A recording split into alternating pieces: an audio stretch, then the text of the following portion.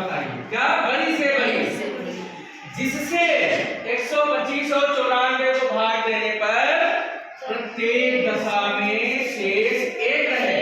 तो इस प्रकार के प्रश्न अगर आते हैं, प्रश्न की भाषा को समझ लो।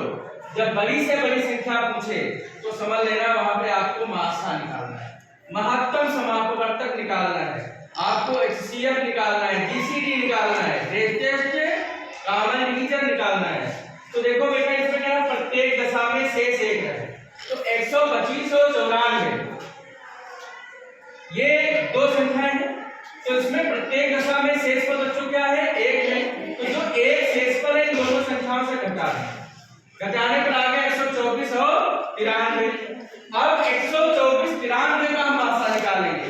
तो इसमें जो बड़ी संख्या होती है उसको छोटी संख्या से भाग करते हैं, ये भाग विधि है मात्रा निकालने की।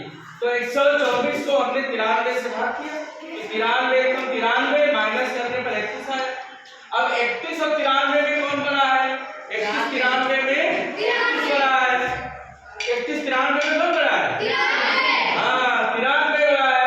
तो 31 से 93 को हम तो 3 बार गया, पूरा पूरा कर दिया, शेष को लाया 0।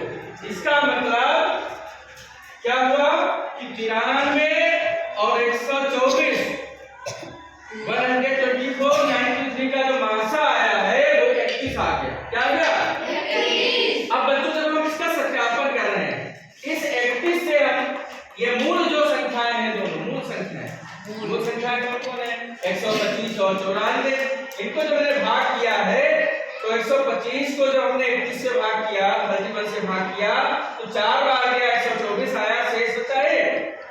इससे 3 बार गया और शेष बचा 1। तो देखो प्रत्येक दशा में शेष 1 आ रहा है, ये तो प्रश्न कह रहा है ना, सभी को समझ में आ गया?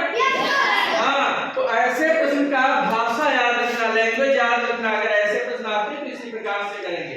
नोट कर लीजिए आप।